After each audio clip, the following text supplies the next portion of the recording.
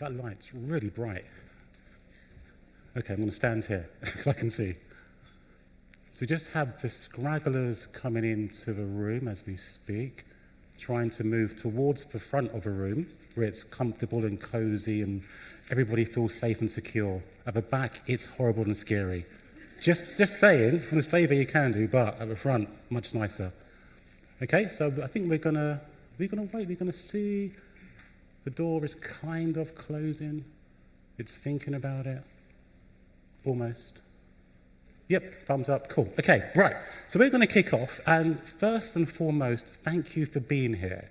I'm aware you've been here for 2 days. You've had lunches. You've had lots of conversations, and we're now between you and cocktails. So I appreciate the fact that you made it, you're here, you're going to be here, you're going to be engaged, you're going to be wowed. My name is Derek Bruce. I am, I suppose, privileged to be the owner of Derek Bruce Associates, which is an organization which does a bit of learning development consultancy, a bit of change management, and a bit of this kind of stuff around hosting events as well. And for the next, let's see, 68 minutes or so, you're going to be wowed by 3 amazing people. We're going to be talking about the whole context of global implementations, but with a lens from a local perspective. Because let's check in, those in the room, are you all L&D managers, leads, that kind of stuff? Show of hands. So you've got L&D people who works globally? Who does the whole global head office, shiny, we get free coffee, that kind of stuff? Yeah? Anybody work in a local perspective, like they receive stuff from global? Nobody. See, they can't even get out of the office. They can't even come to conferences. That's how bad it is. So today, you're going to be taken through the journey of what happens when we do these multinational implementations, but from a local perspective. How do these people feel? What do you do? What are the consequences? What are the kind of questions you should be asking? So we're going to be going through that. But because it's the last session, we're going to do it in a very, very strange way. We're going to have an amazing presentation by Anna, who's from Shell, who's going to take you through her experiences. We're then going to have like a 10 or 15 second break where we shift to a panel discussion. We're going to have a bit more lens from global and local.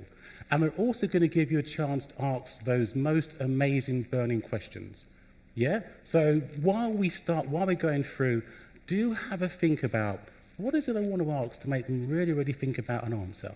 What are the questions where if I leave this room and I've not answered it, I'm going to be annoyed?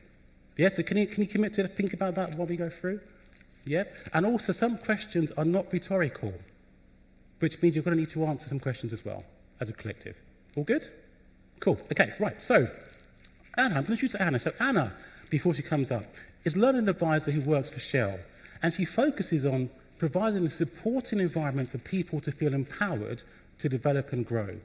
She's pretty amazing because she's actually an organizational psychologist by background and passionate about motivation, growth, and curiosity. Even more amazing, she was selected for the 30 under 30 cohort of learning technologies. So she's actually one of our rising L&D stars. So, okay, pretty cool person and knows her stuff. Okay, and she's also a hub catalyst for the L&D Shakers.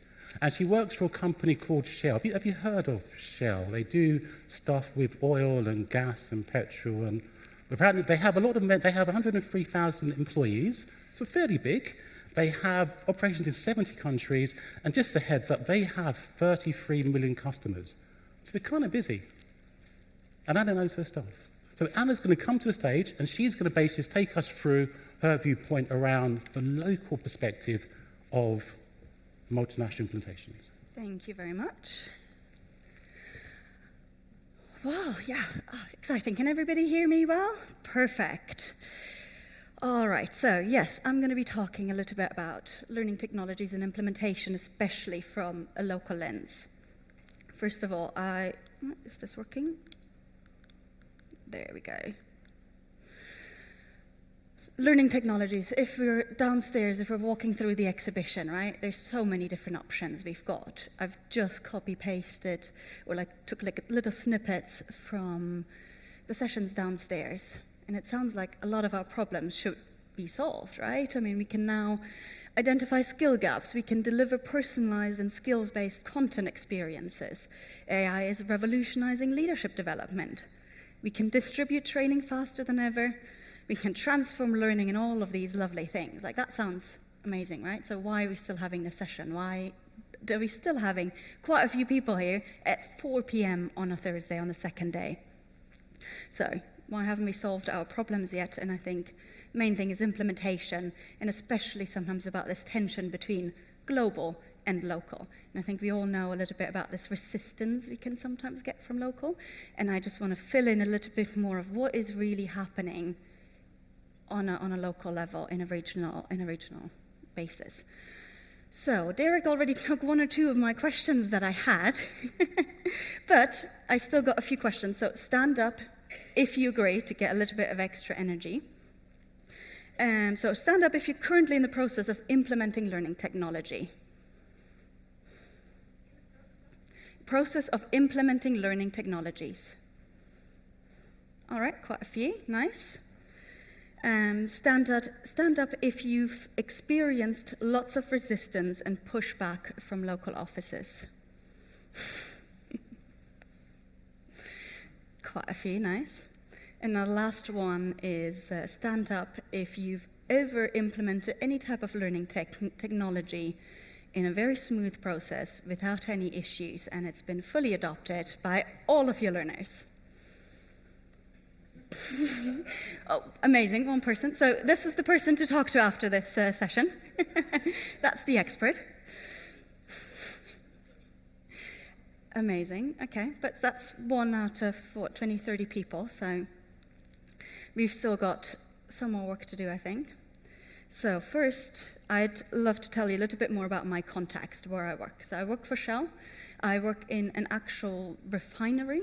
I work across 2 sites in the same country in the Netherlands. It's about 30 kilometers away from each other, so you'd think it'd be the same, but it really isn't. It has very different subcultures. We've got majority of people, we've got about 2,000 people on site, and the majority of people are operators, so they're there to keep it running, and then a few technologists and engineers. And yeah, what's my role there? It's kind of to be the gap between what comes from global and what is necessary locally, where are the differences, etc. And how I see it is a little bit, I'm the mediator. I always have to represent the other side. If I talk to global, they will complain about the local target audience. If I talk to my learners, they will complain about global. And I always have to manage that a little bit, because I can't be too much on one side, then it's not going to work anymore. So it's a bit of this go-between tug of war, is how I describe it sometimes. And yeah, I need to really represent both sides at all times and manage these stakeholders. So that's a little bit of context setting. This is where I work. This is the situation that I'm in. And so now, a little bit more about what goes wrong from the learner perspective in the local setting, right?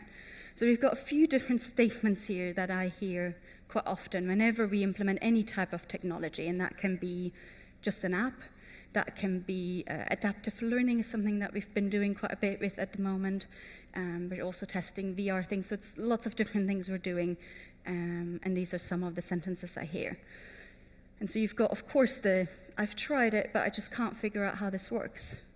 And that relates to a bit more the skill issue. They're not able to actually make the technology work for them. And you've got 2 statements that I think a little bit more about the mindset and the will. Don't like change, won't even try it. The other one is, comes from global, I don't care, I won't even try it. I think that's sometimes a bit connected to the ivory tower syndrome, but even if global isn't acting like this, sometimes you'll still hear it from local, these types of sentences. Then you've got the quite obvious, this is such nonsense, makes my work more complicated, I don't like it, have they even talked to us? And that's, I think, where it really shows sometimes the gap between what global imagines and what really works in a local context. And I think we've all heard of examples such as it's a really nice app, but then your local employees don't have access to a laptop at all times, for example. And then the last one is, who cares about learning? I already know everything. So I've got quite a few people who are above 50, and I don't want to make statements about age too much, but especially as they get closer to retirement, this is something I hear more and more often. They've been in that role for a really long time. They kind of know the things, so why do I need to learn? Why do I need to do this e-learning again? Why do I need to adopt a new learning technology? It's just not for me, I'm done. And the issue is that Global quite often just sees this in their KPIs as general resistance, as they're not adopting it. But these are actually very different, there are different things behind it that are happening here. So it can be quite different, and this can really change within time, so it's not something that's just always there. And I see the differences even between the two sites that I take care of. And so, instead of just giving you a solution on what to do, I've got 3 questions that I think are always good to ask. And one of the header of especially 2 is what I always say, are we there yet? Because I think in general, yes, if you're in a global company, you do need to adopt the global learning technologies that are coming at some point. You cannot just have your own system completely. I think I've just heard from someone, they've had, 57 different LMSs in a company? Like, that is crazy. You can't, that's not the goal. But sometimes you're not there yet. And so for that, I've got 3 questions. One is, do we have the right mindset? And with that, I mean things such as, are they open enough to actually try new technology? We all know when we roll out new technology, sometimes it's a bit clunky. There's some bugs still in it that it doesn't fully work yet. And you need to be open-minded enough to just try it out, click on different things. You need to be a little bit curious. And you need to have the will. You need to understand that this is going to help me. If I go into it thinking this is nonsense, never going to make use of this or never want to use it, they're never going to get across that burden. They might give it a try for 2 seconds, but that's it. And yeah, I mentioned it already, but I work in a Dutch environment, and they are very critical, and they will tell you right away. So if something doesn't work for them in the first minute or 2, they might send you an angry email, or they might even knock on your door and tell you how horrendous your system is, and they will never try it. And that is just the reality, I think, in local offices in lots of places, but especially in the Netherlands, where people are just a little bit more harsh and a little bit quicker to judge. So openness, curiosity are big ones. But on the other hand, you can also have a bit of this culture of fear going on. And we heard Nigel talk about this yesterday, right? That if there's too much fear to even try out something, again, some type of technology that needs you to experiment a little bit with it, they're too afraid to give it a go. They're too afraid to make a mistake. And I've once heard from a team lead that he's tried to give his employees a little bit more options to try out new things and everything, and their administrative assistant was too afraid to set up a SharePoint page because she might make mistakes along the way. And if that's the culture you've got, even if maybe that direct manager might not be enforcing it anymore, then that's where you're at. And if you then try and jump ahead with really fun learning technologies, it's too many steps. And then that is the reality that I work in sometimes, where I just get stuck. And then it's just going to be quite difficult to get them moving. The next question, connected to are we there yet, is about do we have the ability? And that can be a simple skill thing of like actual digital skills. And again, that was something where I was probably quite in my own bubble of thinking digital skills, at least the basics, that's common knowledge by now. We all know these things. But I was proven wrong, I think, in the first 6 months already in that job, that that's not the case. And we just need to really assess where people are actually at. And if you get a request for a half-day training on Microsoft Teams, you're not there yet to talk about AI or anything. Again, it's a few steps too far. Doesn't mean we're never going to implement anything connected to AI, but we need to pick them up where they're at. And digital differences, I mean, it's a lot more nuanced, and you need to really check a little bit, where are we at, and is it the same everywhere, or is it just a few people? but that is something that can also really hinder your implementation efforts. And then regarding ability, there's also the other side of it. Do we have the right behaviors already in place beforehand? And so that was something I've seen at a previous company with an LXP, which was amazing. Everybody loved it. It worked great. But we were expecting quite a bit from learners. If we go back quite a few, maybe even decades, learners got maybe an email or got sent a message, this is the training you need to attend, this is where you go to. And that was it. Learners didn't have to think much, they just went to the training, learned, went back to their job. Now, learners need to go onto the system, they need to input the skills they want to learn, they need to think about why do I want to learn it, how do I want to learn it, where am I at myself with this skill, and so on. And that's just, we're expecting a lot more from learners without ever really having taught them that. That is, again, do we have the behaviors already in place that we're expecting from them, such as the behaviors or the knowledge, the ability to learn? And sometimes we don't, and then that is another step we sometimes need to take beforehand.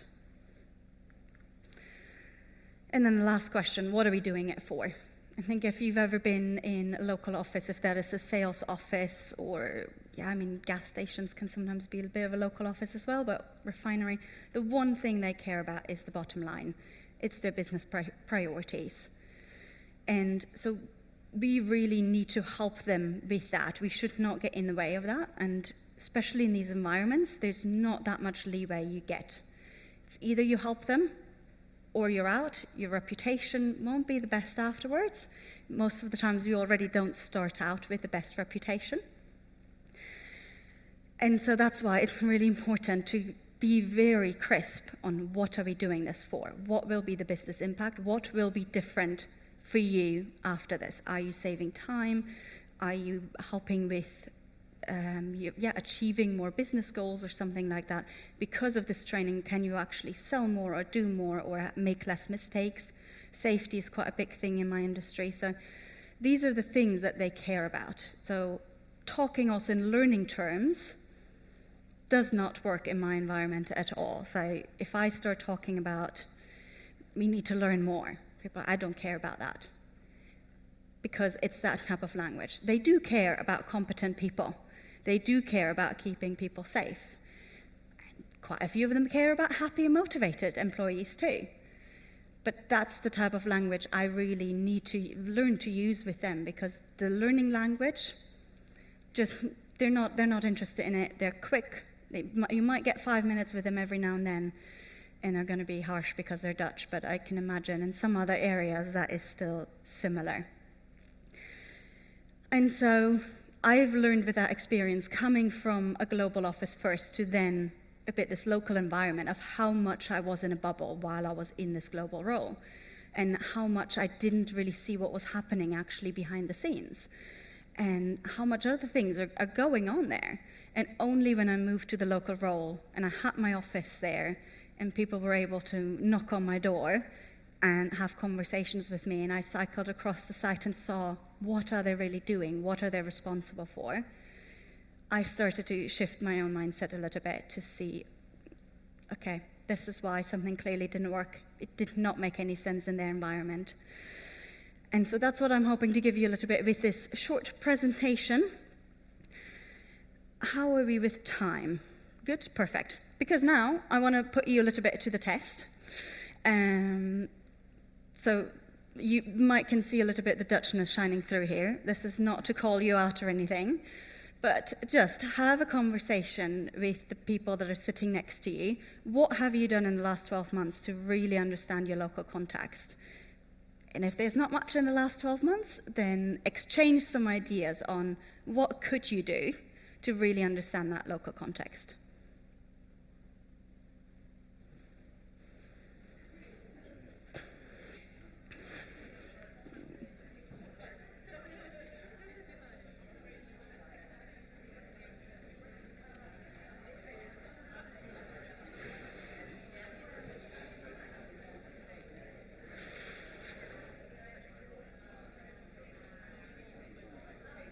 Perfect.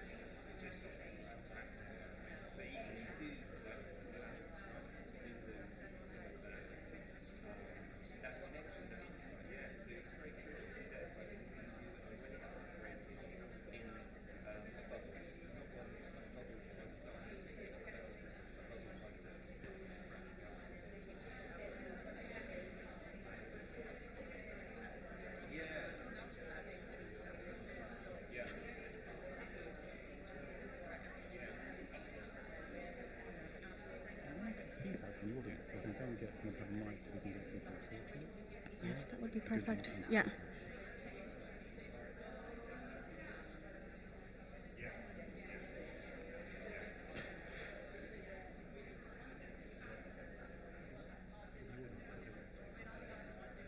One more minute or good?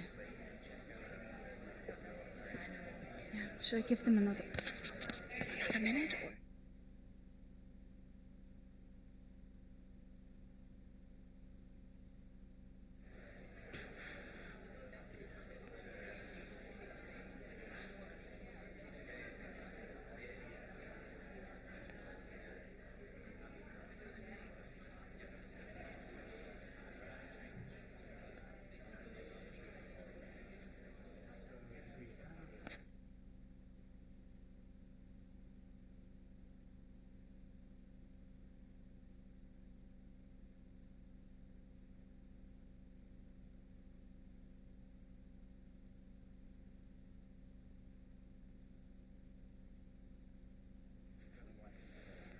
Perfect. All right. Thank you very much. Let's hear some voices. I know we've got a mic over there. So what are some things you have done in the past that have worked out really well, or maybe some ideas you've just gotten?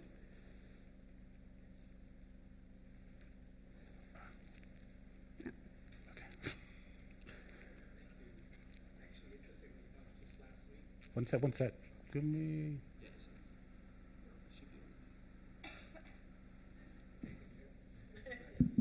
Say something else. A bit louder. No. The mic has gone to the cocktail reception. Thank you. Cool. Yeah, just last week, we actually had a learning community conference in Berlin, and that brought people all the way from the U.S., Finland, Sweden, UK, Romania, Germany.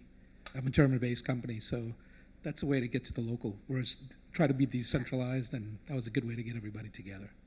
Amazing. Great to hear. Thank you very much. What else? Andrew?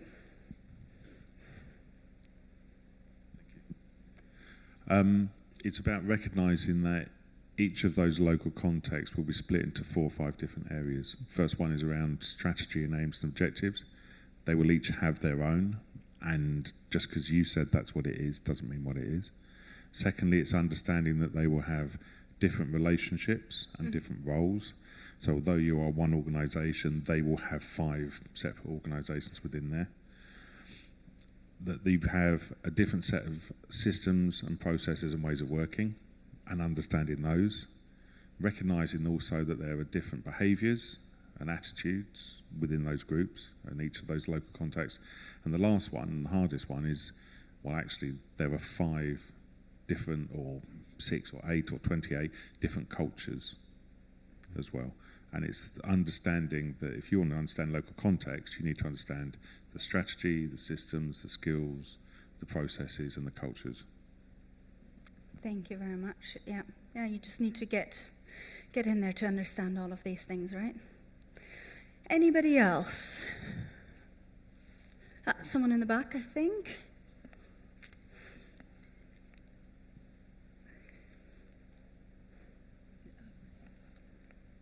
Thanks. Came into a new role the end of last year, a global role, and the first thing I did was actually visited each of the regions, because we work across the globe, lots of schools all around the world, and actually got to speaking to the staff, students, and everyone within those schools to really get an understanding. So before pushing out anything with large change, I got to understand, because they were so different, the ways and the kind of pinch points. Okay, some were the same, but they were very different. So I found that, I got some low-hanging fruit in the early days, but actually any big change, I've waited till I've visited each of those regions and really understood, because I found that now the way I would have done things has changed, and actually maybe more, what I thought I knew, I didn't know, and I think that will help me when I push forward the bigger changes in the future. So. Amazing. Love it. Thank you very much. Did I miss someone else who had their hand raised? You've had nobody from this side of the room, which is really embarrassing. Perfect.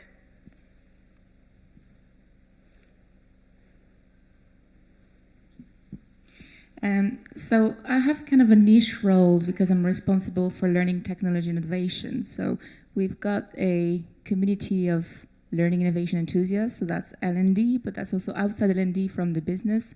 And what's really important actually for us to do when we innovate is that we don't just, innovate between ourselves within global, but actually include everyone in the business. And this is what we've been trying to do. We're growing that community. In a couple of years, we actually grow to 450 people who are coming every month to what we call the Learning Next Forum. So that's a lot of people. And what we actually do is that we have kind of this funnel where we bring as many people as possible to the general themes, general topics, what we do, but also what the local teams or the regional over people outside L&D do that can be replicated outside the, in over teams or globally in the business. But when we also come with new technology, let's say implementing a text-to-video tool, we don't just do it on our own. We actually bring that funnel approach, helps us bring those people who are interested in that technology to actively participate in the experiments, give feedback. Did they like it? Did they not? And I feel they feel that empowerment and being part of the innovation agenda, being part of the change, and that's a lot easier to then get their adoption later on. Amazing. Thank you very much. Great to hear that everybody's already doing so many things to understand their local context. Very great. Very happy to hear that. Yeah, I think just what I've heard right now, I think sometimes we're a bit quick to go into implementation plans and trying to figure out how does this work, but I think also what you've said in the back about really taking the time to understand where are people at and what are their subcultures, etc., might sometimes take or seem a little bit like this takes a lot of time, but I think sometimes it's worth it to slow down for at least a short time in the beginning and then try and, I don't think get it right is always possible, but at least get close to getting it right.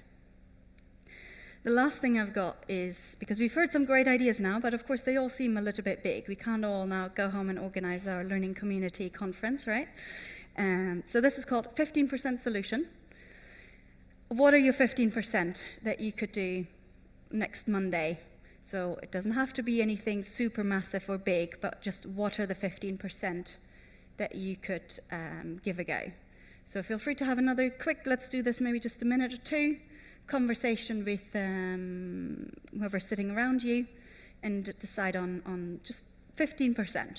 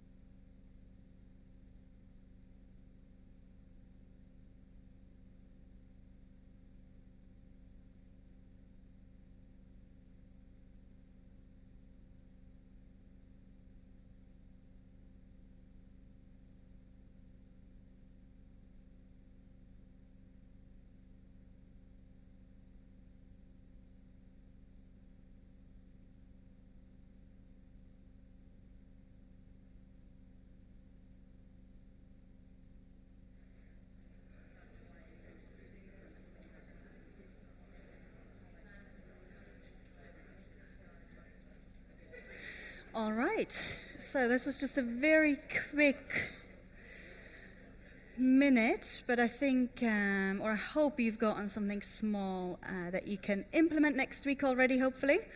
And yeah, thank you very much. I think this would be the end of the first part.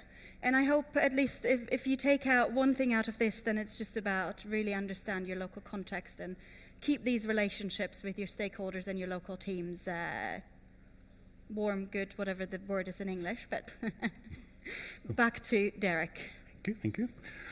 Cool. Okay, so thank you for those awesome words. Yeah, actually, this is good. So you guys are getting warmed up because we're going to do something which hopefully works in other countries, but since Brexit, I'm not sure what works in the UK. So we're going to give it a go just to make sure. Okay, right, we have a panel discussion coming up now. I'm going to call Ryan and Becky to the stage. If you could just come up and come to the stage. Before we do the panel discussion, and if you have any questions for Anna, also be happy to answer them. Before we start, I want you to do something called a rock star welcome to the panelists. Has any of you been to a concert ever in your lives? To see anybody sing, you know, Britney Spears or the other woman who's married to the footballer, that kind of stuff. So, before we kick off, you're all going to stand up. As in, you're all going to stand up. You're all going to stand up, okay? So stand up. Unless you've got a disability or you've got a sprained ankle, you're going to stand up, okay? And for 7 seconds, and it has to be 7 seconds, because that's really important, because it's my favorite number. What you're going to do is just make, and I'm sorry, I'm going to swear now. So those who are offended, I apologize.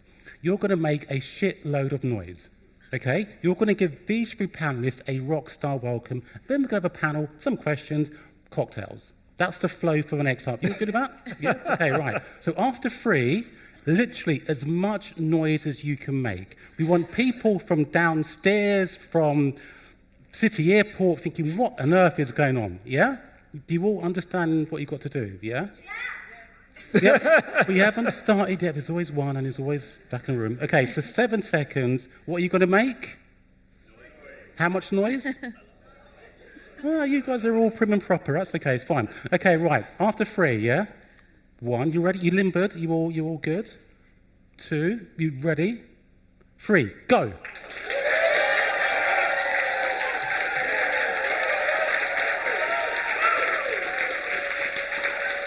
That's it. Cool. Okay, that's it. Thank you. So our panelist, you can sit down now. You can just chill. It's okay. Okay, so you all know Anna, obviously, because she's been here. We now have Becky, and just, wow, the whole screen not changing. Becky is a digital content consultant at Bupa. She supports all Bupa's digital people platforms, and she's played an amazing and leading role in implementation of Docebo for the UK market unit. Ryan, also at Bupa, he's basically been in learning for digital for the last 12 years, but at Bupa for the last 8 years. And he's now in a group role. So we actually have somebody who's also from Bupa in the whole regional versus global. So they talk to each other, which is kind of good, but they have different sides of the fence. Ryan's also basically leading people, tech systems, HCM implementations, and internal comms and talent. And Bupa, do you all know what Bupa does? They do stuff with people and health and whatever. 31 million customers, 85,000 people, 15 countries. Wow, Asia Pacific, Europe, Latin America. We've got lots of stuff you guys do. Cool. What's going on? Decentralized organization design and success is based upon a culture of collaborating across a federated group of market units and business units.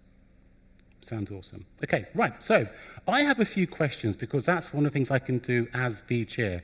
But you guys also have a chance to ask questions as well. So as we go through, if you're thinking, how do they, when it comes to local, global, we're going to have time for you guys to ask questions as well. We have the roving mic with, I want to say Karen. That's her name. That's also, remembered it. That's cool as well. So first question, and I'm going to start with Becky and Anna. And it's a really easy question. Okay, and it's very much around the whole content localization and personalization. So how do you kind of approach the whole localization and personalization of content in a global digital learning platform? Because obviously you have all these various needs, you've got languages, nuances, etc., etc. So how do you kind of do that? I'm going to start with Anna, then we're going to start with Becky. All right. I think for me, I try to go for the least minimum amount of personalization and making changes and everything, because that just brings a lot of extra work for not that much impact at all times. Language is, of course, a thing where we try to, at least with the languages where it is necessary or mandatory sometimes, to make the changes and adapt to that. But I think one of the main questions is always the legal question. Are there some legal reasons why we need personalization? Such as Germany has some lovely laws around these things, such as still mandatory wet signature plus mandatory trainings need to be in the local language. So if that is the case, then that's what you have to do. But other than that, I always try and really work with stakeholders within the business. Is this really necessary for the amount of work? And if you're there yet, then that's what we're trying to do. Cool. And Becky, from a Bupa perspective, what's your approach? I mean, I think you've already touched on it, but we have lots of different types of stakeholders. And I guess we've tried to standardise processes and, so we can have some governance and structure over that. We still want to give ownership to the businesses, the different businesses. We've got clinics, care homes, people that work in offices as well, just to give them a bit of autonomy, and with things like designing their own home pages. So while there's consistency, they still have their own approach to things. So it's kind of still giving a bit of autonomy where necessary and where needed as well. Yeah. Okay. Exactly. Okay. Do you want to add anything, Ryan, or are you just like? No, I think we rely very heavily on local centres of excellence to deliver value for our learning to our employees. So whilst there are certain things that we manage from a group perspective, so we try and keep consistency across the look and feel of the platform, but it's very much those local teams who understand the audiences and that are able to deliver the value that they feel is most appropriate. So yeah. Okay. So moving away from some of the technical bits to more of the engagement and adoption strategies. So again, we'll start with you, Becky, because you were second. Can you share your approach to how you kind of increase engagement and adoption rates of digital learning platforms among your people? What kind of things do you do? Again, it works really differently across the different business units because they operate differently. So like care services and clinics, for example, we used posters, leaflets, competitions, prizes to kind of increase the engagement of the platform. And then I guess with our office workers, use things like our internal communications platform and that kind of thing. So there is quite a lot of difference between the different business units. So it's kind of like adapting to suit the audience in essence. Yeah, exactly, and understanding what they need and how they're going to use it. Okay. And from your perspective, Anna? Yes. For me, engagement always comes later. You need to create the value first. If they see the value, they start using it. Engagement follows. So it really boils down to what's the value that we're providing for you, what is this helping you with, and really focusing on that part for quite some time. Okay. And then most of the times, if it does really provide value, people will make use of it, and there is engagement.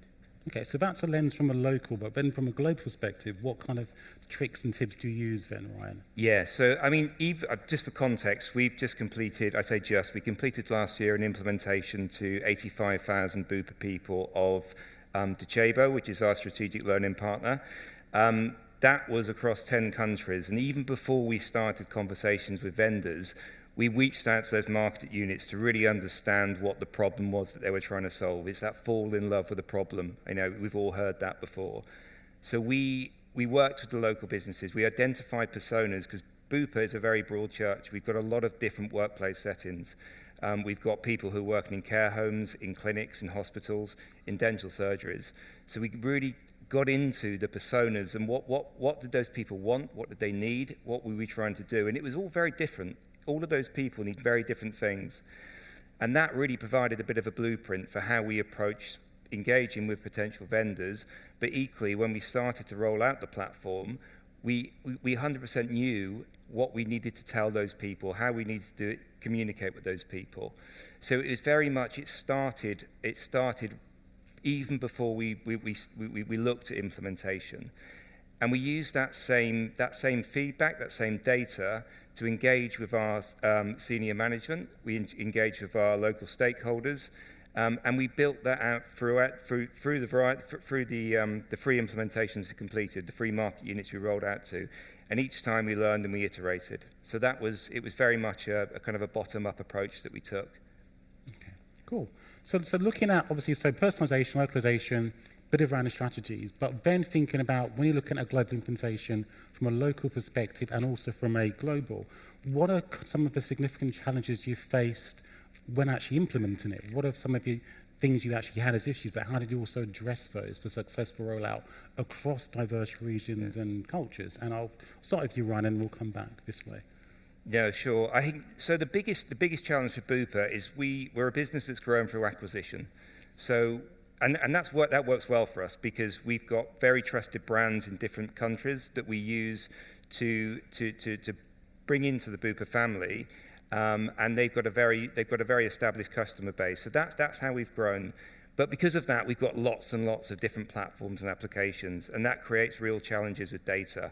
I think at last count I think we said something like 7 or 8 different HCM platforms.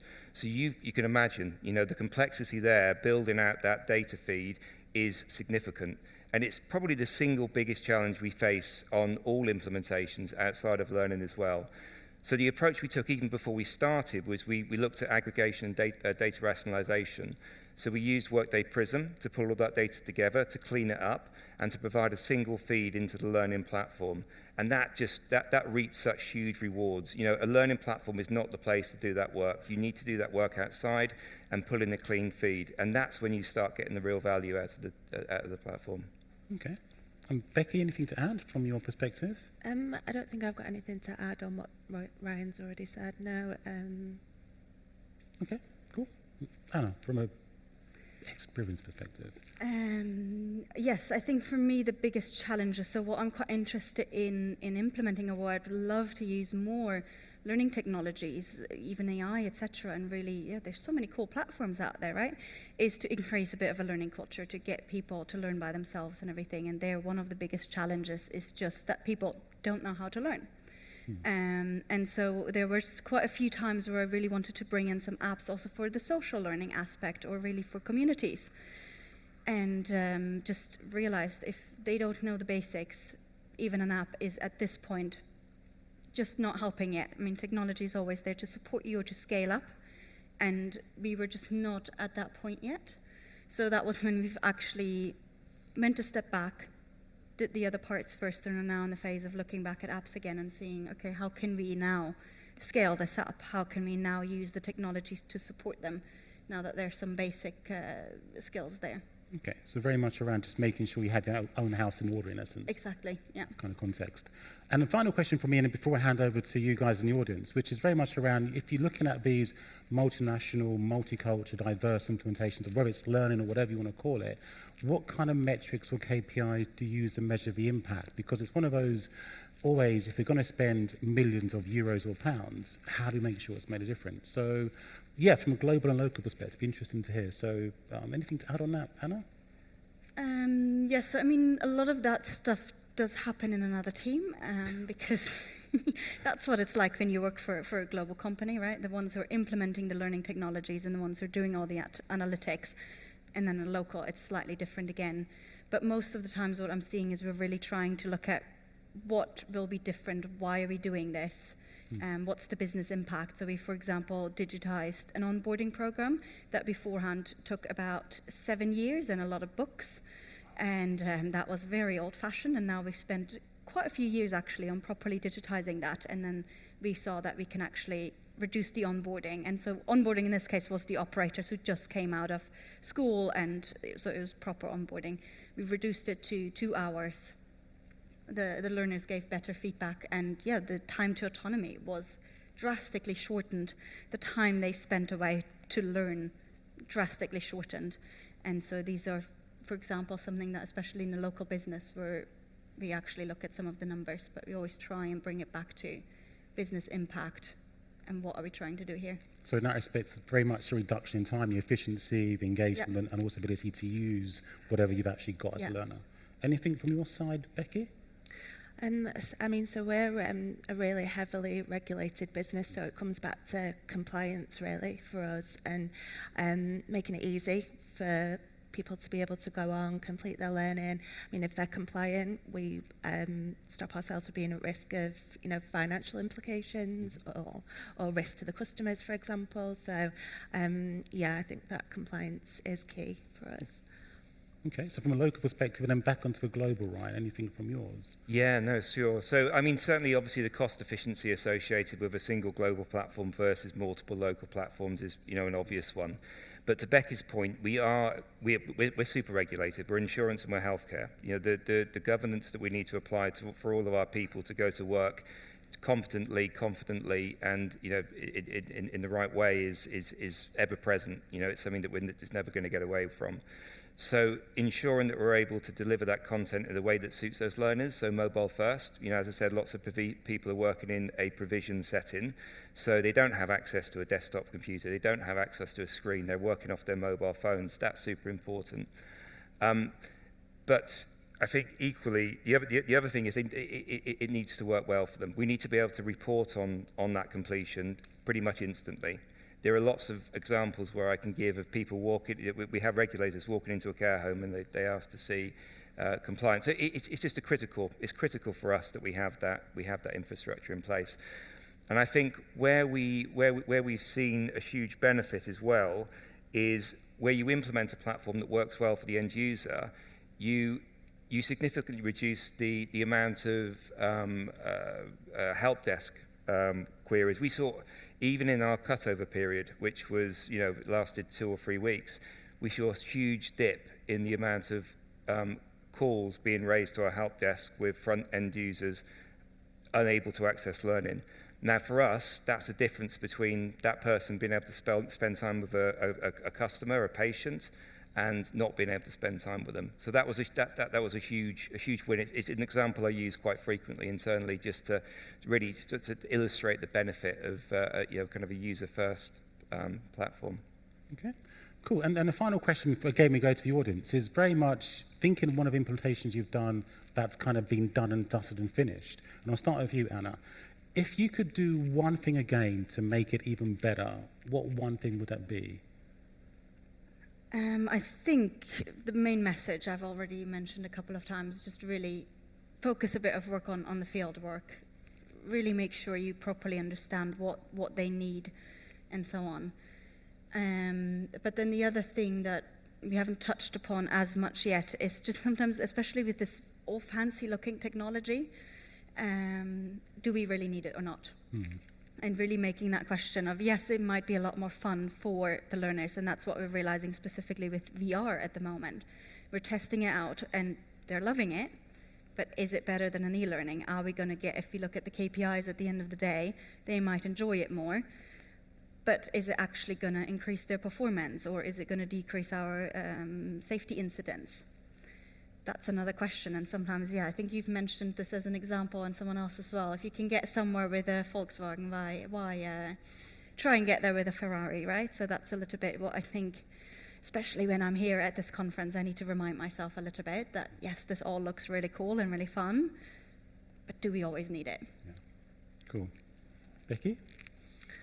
I guess I think for us, like, although we did engage the business quite early, and involved them in lots of conversations, maybe do that even earlier. So even at like the procurement stage of things, and, you know, get their understanding of what they need basically. Yeah. Yeah, procurement are always a fun team to engage with, I find, when you want to spend money. Yeah. Sorry, and Ryan, yeah. How long have we got? It's probably 2 that I will call out. I think this applies to all implementations that I've been involved in. I think never underestimate the complexity in local businesses. You know, a weak Wi-Fi signal in a care home in, you know, Bolivia, or, you know, an old browser version in somewhere in Spain. You know, all of these things will trip you up. So it's around having those relationships with those local support teams to really get under the skin and test fully. because the user experience can very quickly be degraded if you don't get that right for people. And I think the second thing is, as you scale any platform, you need to scale in a way that supports, that you understand the impact of doing. As we move from 20,000 to 40,000 to 60,000 users, things happen, and you need to be able to plan. You need to be able to plan as best you can for that, but also to be able to react to that. So again, it's about partnership, it's about testing, and it's about ensuring that you're getting those things right. Cool. And it's funny because it seems a lot of the conversation, and again, we're going to open the floor for questions, they're very much also about relationships with people and understanding people. And we're at a learning tech conference where downstairs there are platitude of vendors with amazing, shiny, magpie-driven kind of things. You think, oh my God, we should do that. And yet sometimes we forget that all the stuff which they sell still has to be used by a person in a location doing stuff, in essence. So that's the theme I'm getting from the question. Yeah. Awesome, thank you. So we still have a bit of time between now and cocktails. So hopefully, before we get to that, do we have any questions from the audience, or even any observations or things you've done which actually have worked, which you want to share with the rest of the people still here? We have Karen walking around. We have a young guy at the front who's just put his hand up tentatively, so we're going to use him, who has a question, or observation, or both. Thanks very much. Yeah, I guess it's a question probably more for Ryan. We're in a mining context. We have a lot of variation on the kind of level of technical or digital infrastructure across our environments as well. Did you find you needed to be an advocate for those local teams back up to global IM as well? How did you manage to get a good baseline for when you're trying to roll out projects? Yeah, no, it's a really good question. Just double checking. Everybody heard the question? Because the mic sounded a bit echoey. All good? Good, straight, right. Good. I think Becky touched on it earlier. It's around, there is, and I think as well, you, Anna, when you talked around that global bubble, and it's very hard to kind of build those relationships in a meaningful way because, we've got, I don't know how many learning teams we have in Bupa. There's a lot, and it's very hard to kind of build and maintain those relationships. So it's how you build that kind of, I guess it's from the business unit to the market unit to the group level. I think that's so important. So you make sure that all of those voices get heard. I think what we did really, really well, and as I mentioned before, is that kind of speaking to end users at a very, very early stage to really understand the problem. And lots of that engagement was led by our business units as opposed to anybody else. So we gave them the opportunity to share all of the challenges that they were facing, all of the very local challenges that we're facing that we just wouldn't be able to have visibility of in any other way. So I think that's that, and the same with technology. That's another sort of parallel conversation that needs to be had, mainly for the technology teams. It is obviously areas of expertise, but I think it's just getting back to the relationship. It's about that engagement with people. Cool. Thank you. Any other questions? You're thinking, oh, mojito, Long Island iced tea. We have a question at the back, sorry, before we, and I'm a young lady, sorry, my glasses, a young guy at the back. Apologies, I've not had enough coffee. No offense taken. It was just a question for the guys from Bupa, really. So you've talked a lot about your highly decentralized content production model. And clearly it sounds like you've chosen to do that because it empowers your local communities, but evidently at a company of your size, there'll be risks to content quality, content duplication. So is that, I guess what's my question here, is that something that's like an ongoing debate, or is it you've set a strategy and that's kind of what you'll run with? Do you want me to say this one? Yeah. Okay. Look, good question. I think getting back to the primary use case for our learning platform is to comply with local regulation and local governance. There's no getting away from that. That's never good. That's never going to change in Bupa. The experts for all of that content are local. I don't know what the regulations are in Australia for a nurse to come to work every day. So it's always going to be a case of those teams will be serving their local audiences. We are shifting. There is a bit of a change. There's a big change coming in the next 12 months that we will be producing and surfacing a lot more global content. But at the moment, from an LMS perspective, that focus is on governance, and that's why those teams are very much the owners of their patch. Cool. And we do have the young gentleman at the back with the grey brownie jacket. I really should be wearing glasses. No, further, Right, completely. right at the back, literally at the back. Yeah. Is it grey? Is it beige? Yeah. Just thank you, young gentleman. I like that. Cool. My question was just really, how have you utilised staff to actually promote the tools or the technologies you're bringing in?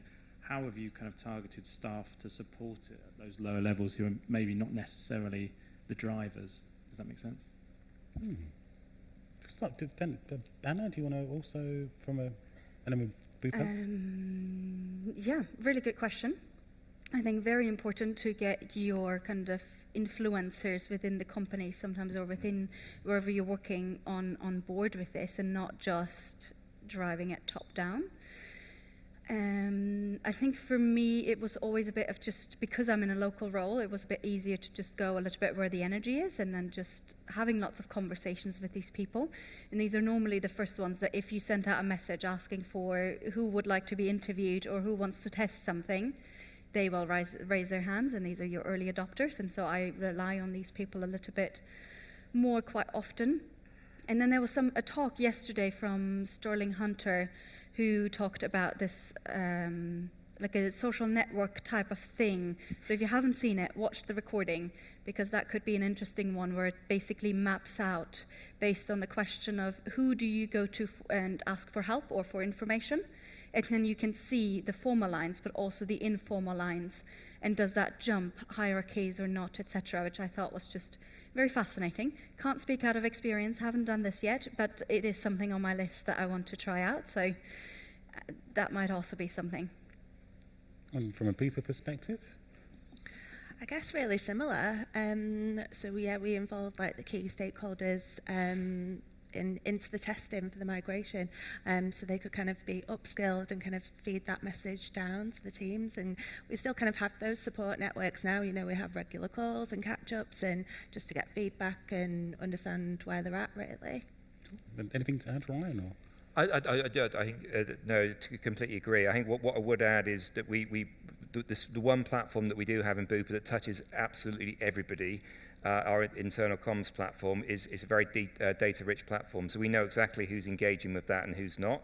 So we're able to use that to be very targeted in the comms that we send out. So where we know that there's a blind spot or black spot, then we can go in and we will take a very different approach. Care homes, for example, in the UK, we relied heavily on posters, on getting people into those spaces. You know, a very kind of, I guess, old-fashioned approach. It was flyers, and it was sticking things on walls, and it was competitions. But that wasn't the same approach that we took for for lots of the other businesses, which was very digital. You know, it was putting comms through. But in terms of that, and coming back to the persona conversation from earlier on. Yeah, that really led the way that we communicated with people. We knew what was important to them, and we were able to talk to that. So, provision business, mobile first. It was all about mobile. It's going to make your life so much easier because you've got a mobile device. That wasn't the same message that we shared with our kind of knowledge workers, desk workers. Cool. I just want to add something from an experience I had as well, where we use personas in a Dutch bank as well. Works amazingly well, and I think also we mentioned bringing people in early, but also we had a community of people called super learners, and they were just people who, for whatever reason, love learning, and they were across any organisation, any business line, any culture, any language, and they were brought together as a community. And they were advocates, they were used as people to ask questions about any kind of learning stuff. So when it came to learning systems, they were also brought in. But I think the one thing I'll just add is whoever you do bring in to find out, to ask, to involve, recognise what they've given you. Give them some form of what's in it for me back. Because if they've spent the time alongside their day jobs to go, looking at this or this persona or whatever, there should be some reciprocal, is that the right word? Reciprocation? You know what I mean. Something where they get some kind of, oh, this has been really cool, and I'm recognised for X, Y, and Z. So I think that kind of acknowledging people who are actually also the early adopters is also key from relationship piece, because you maintain that relationship as well. Great point. Cool. So, I'm just checking. Do we have any other questions or observations? Anybody change? Anybody done anything which is amazingly cool where you think, I'm just going to share this before we all rush off to the bar? Anybody done that? There was the guy who went, I've done this successfully. There was a guy who put their hand up. Oh, yeah, it was you, the hat on. Yeah, you went, yeah, I've done this. Yeah, it's all fine. Give us... But give us one nuance, one thing we can walk away going with, okay, if we do one thing, you know what, that's cool. What was... I think there's a lot of things. The things that I've found most interesting in the panel was that last piece about engagement and champions. I think being able to really draw on that, you need to not only consult, you need to be seen to consult. And you know, if people have a voice, if it's like the Matrix, you've got to give them a choice. So you must give them a chance to speak, and if they feel they've been consulted. If you do a roadshow and you offer up a chance to see the technologies coming through and these kind of things, and they don't come, they still feel better that they had the opportunity. It's remarkable what that does. Try and get them in there, you know, and there's nothing wrong with a sticker and a poster either, I reckon. But yeah, and a TARDIS, half a TARDIS in front of a lecture theatre at a university is a great way to introduce them to the lecture on the new technology. That's one we did one time. But yeah, no, great presentation, really nice. It resonates for me. And yes, 500 LMS implementations over 30 years. Yeah, I worked on the SCORM standards, so yeah, thanks guys. Yes. Thank you. Okay, so we are going to conclude. I'm not going to keep, I'm going to give you actually 6 minutes and 6 seconds back of your day before we go. No, just hang on a second. But before we go, I'm just going to whisk through this very, very quickly, just so you know, when you do get the slides, you will get, if this works correctly, our contact details. If you want to connect with us, you can do it as well. Before you do rush off, just another quick stand up quickly. Just a 3-second final rockstar thank you. So literally, I'm going to count down. Everybody up? Yeah, everybody limbered? Okay, so ready? Kind of 1, 2, go! Cool. Thank you very much. Thank you also for coming. And again, do connect to us, do speak to us, and also enjoy the cocktails because they're free. Okay? Thanks a lot. Thank you.